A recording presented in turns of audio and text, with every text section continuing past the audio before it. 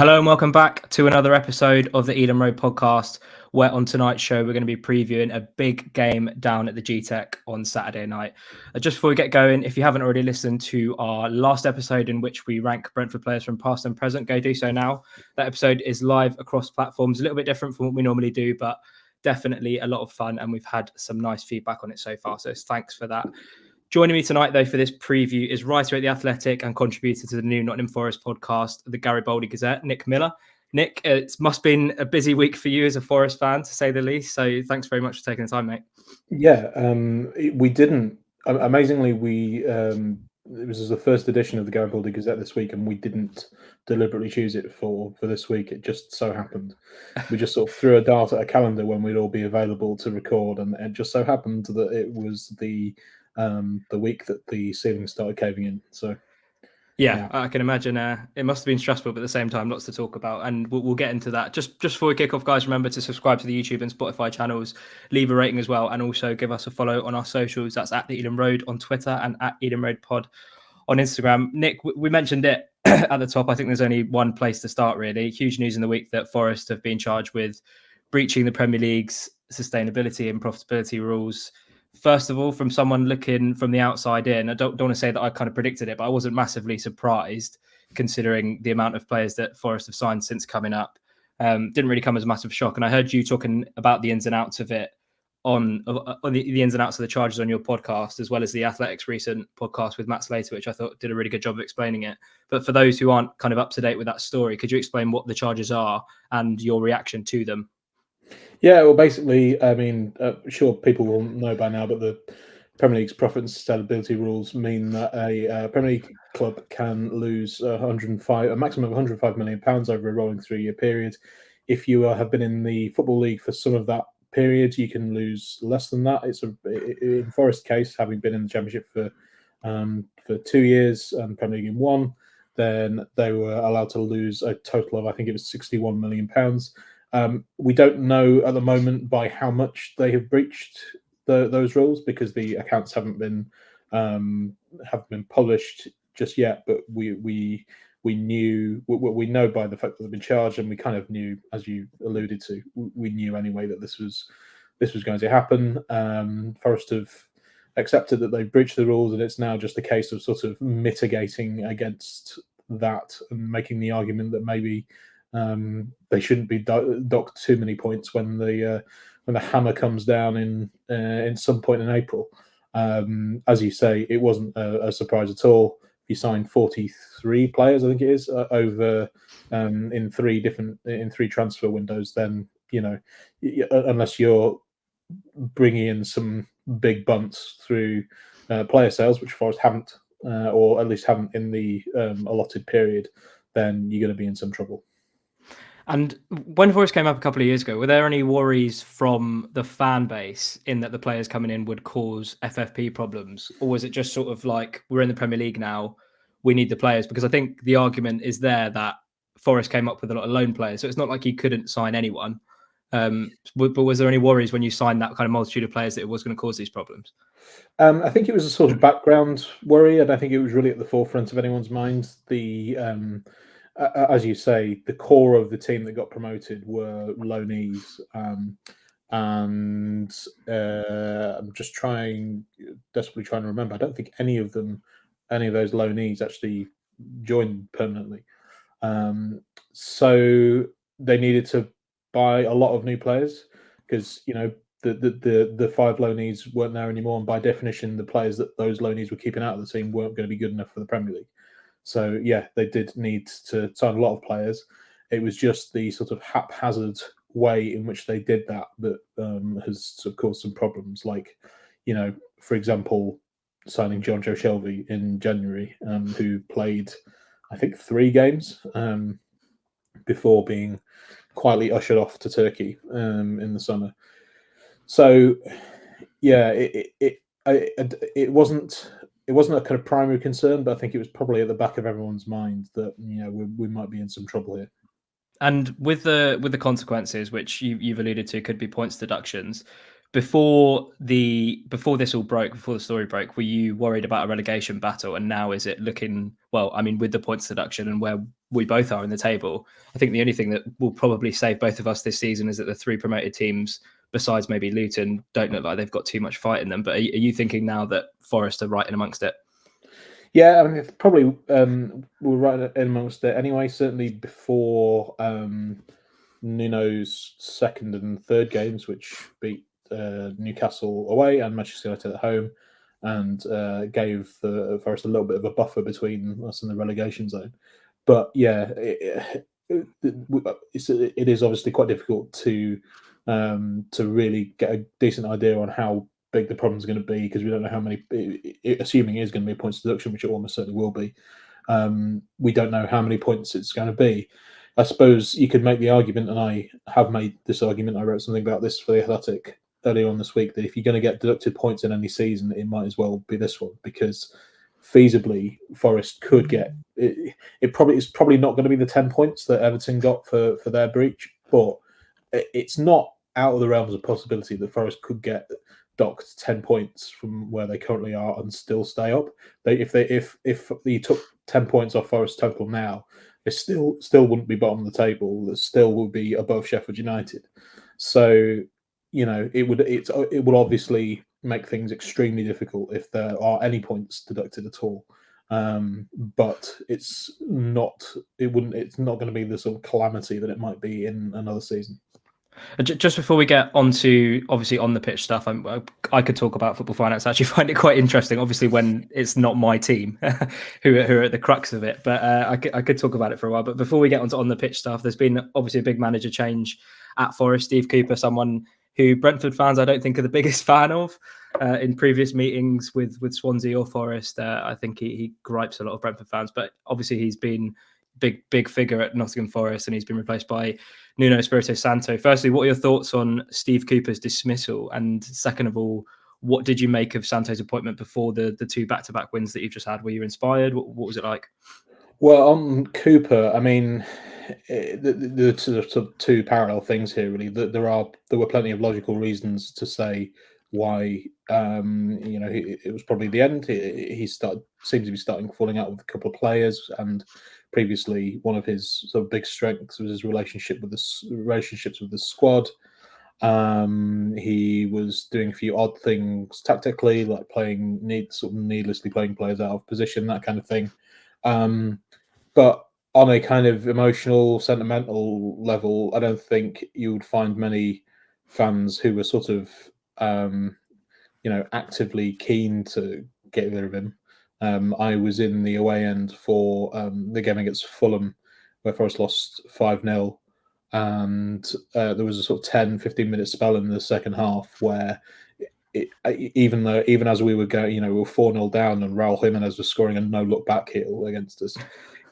It was just constant Steve Cooper chance, because we all thought it was the end. Basically, we assumed that after such a debacle he would be sacked the next day. As it turns out, he lasted a couple more games, but it sort of still illustrates how popular he still was. And it's even if you kind of discount the sort of more ephemeral stuff, like he had a sort of fantastic relationship with the fans for everything outside of the performance on the pitch. But even if you push that to one side, the basic fact that he was the manager that got Forest back into the Premier League for the first time in 23 years, there's inevitably going to be that kind of enormously strong sentimental attachment to him. He's, for a lot of the fans, won't remember Brian Clough. I'm not quite old enough to remember the kind of real glory years. I started going a couple of years before he retired. So Cooper will be the most significant Forest manager of their lifetime, and he's probably the second most significant manager in the history of the club.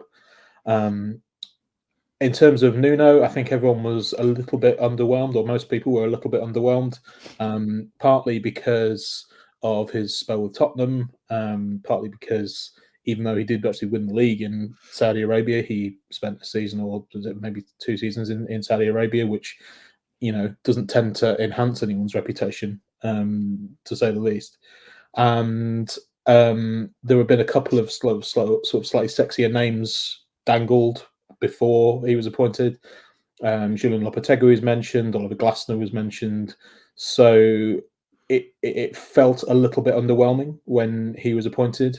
But then, speak to Wolves fans. We've got a former Wolves correspondent at The Athletic, Tim Spears, huge Wolves fan.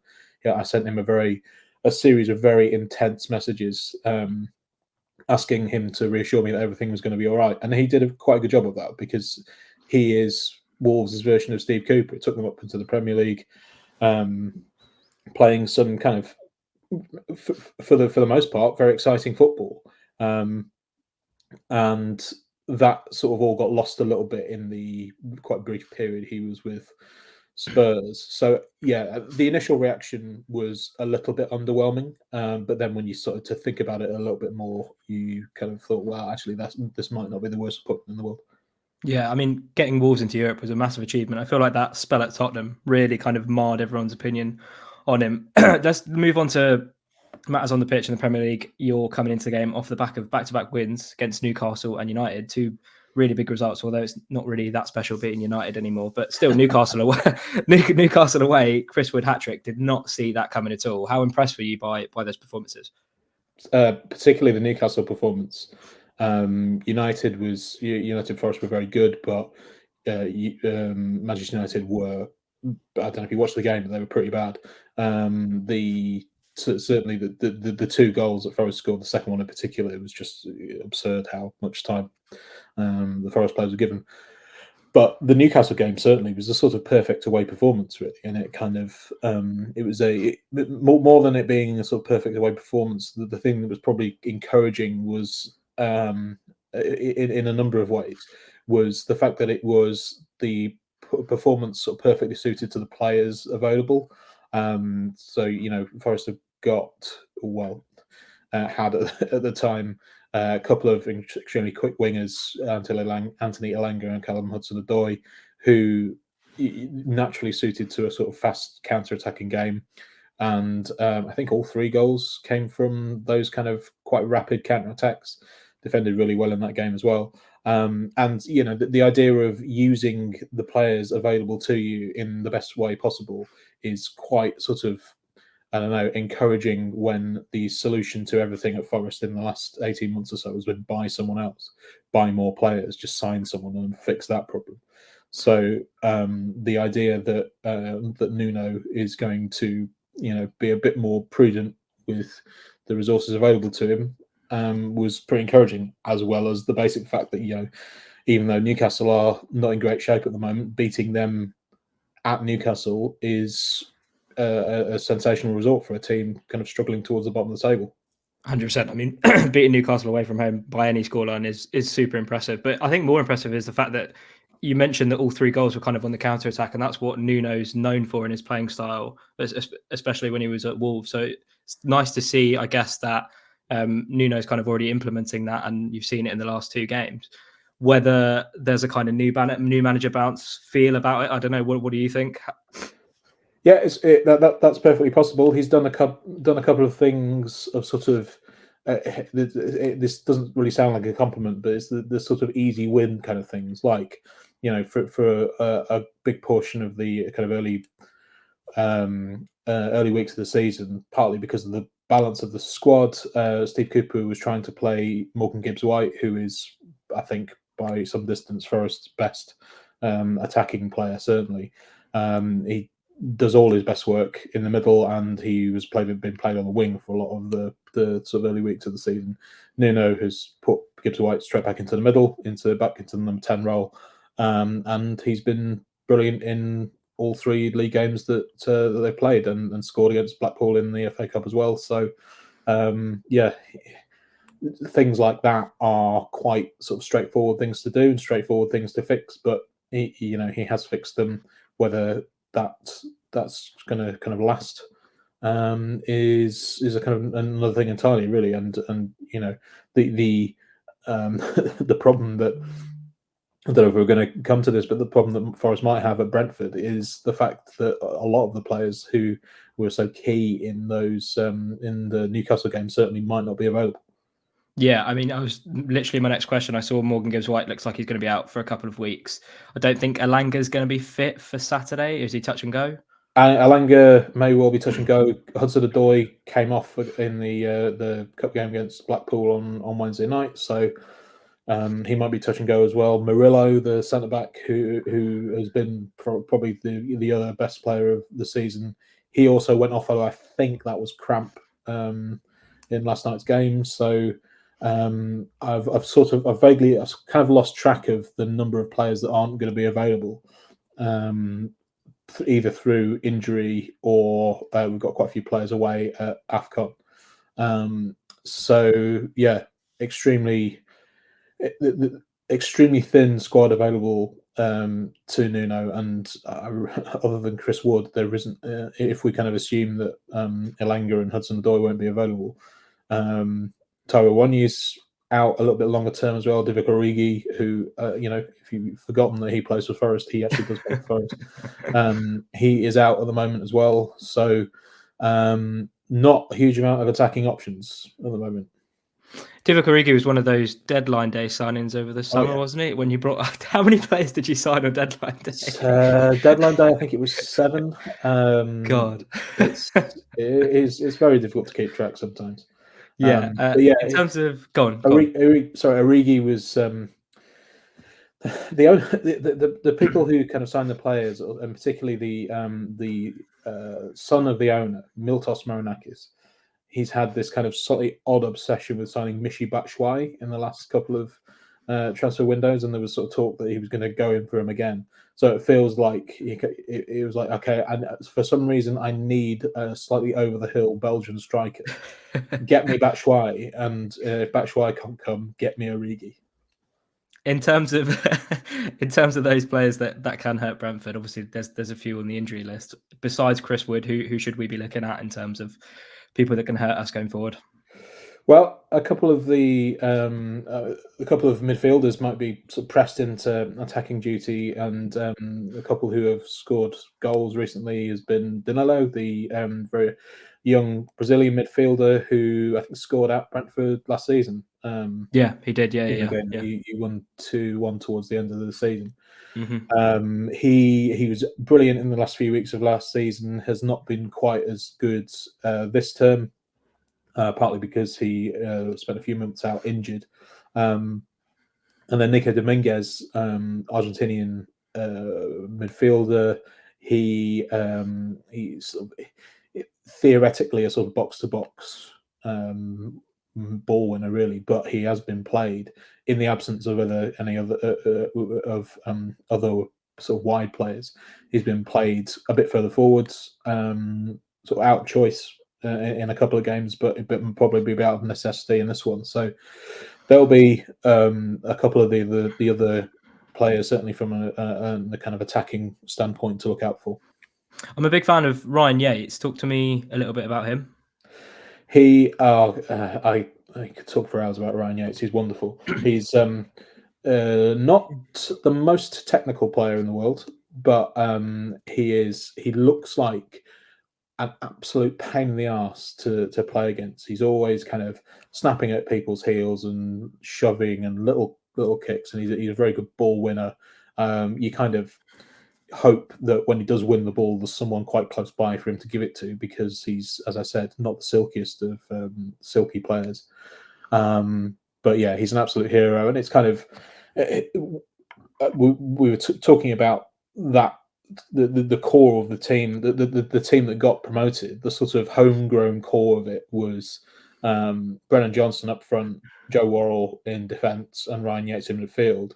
Worrell's a little bit out of favour, although he might be pressed into duty this weekend. And Brennan Johnson's obviously been sold to Tottenham, so Yates is the one kind of homegrown player that's getting any regular game time at the moment. So even though despite all Forest problems, it is still on balance preferable to be in the Premier League rather than just kind of washing around in sort of nondescript parts of the Championship and just kind of trudging to Preston on Tuesday night, not really caring about the result. But it is still nourishing, I think, and it's kind of, gives you a warm fuzzy feeling when there is at least one youth product still in the team, and at the moment that's Ryan Yates. Yeah, 100%. I'm a big fan of his. Let's go on to Saturday. Or just before that, it's a question I ask everyone that I get on sort of the opposition preview. What have you made of Brentford in the Premier League so far? It's been weird, isn't it? Certainly the last, was it 5 games in a row now? Yeah.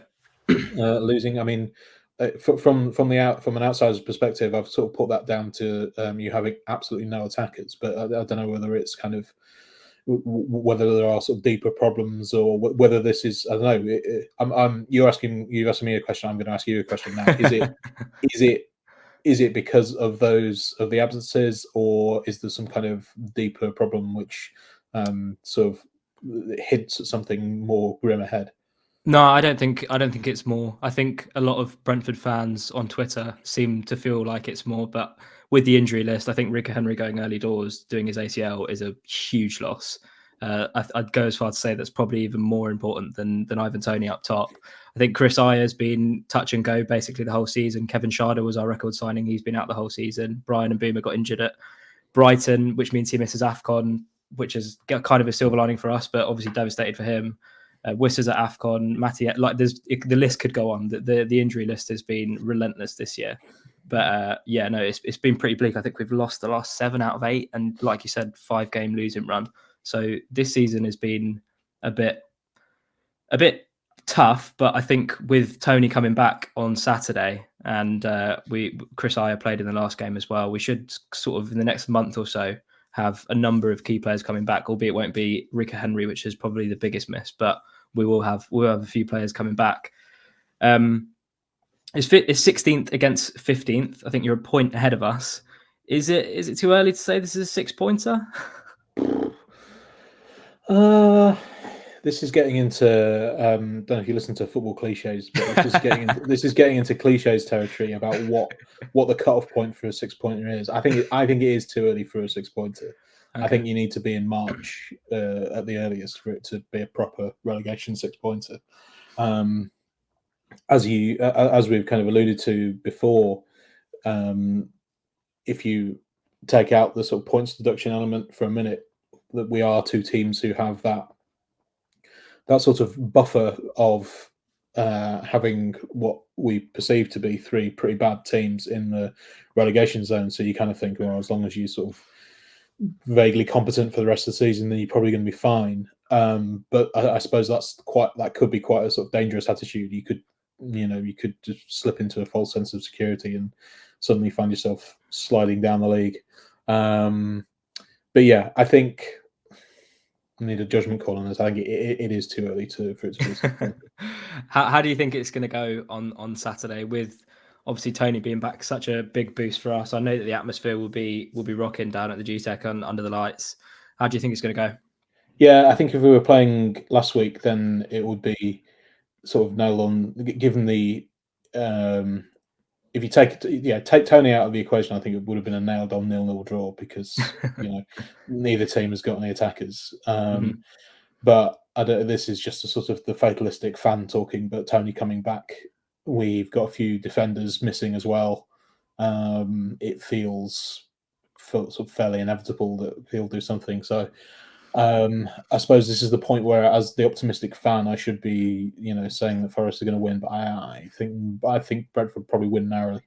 Fair enough. I think it's going to be a good game regardless. I'm really looking forward to going, especially with the atmosphere. I think that'd be a good place to round things off, Nick. I really appreciated that. Just remember before we go, guys, drop in the comments, what you think the score is going to be against Forest on Saturday, and we'll do our best to reply to them. And the Interim Podcast will be back next week to go over the Forest result. And we're also going to have an episode coming out tomorrow. This is going to come out tonight at the time of recording on Thursday, but we've got an episode coming out tomorrow, which is going to do a full kind of Toney preview with Darren Lewis. So keep your eyes peeled for that across the socials. And we shall see you then. Nick, it's been a pleasure, mate. Really appreciate that. No worries. Thanks for having me on.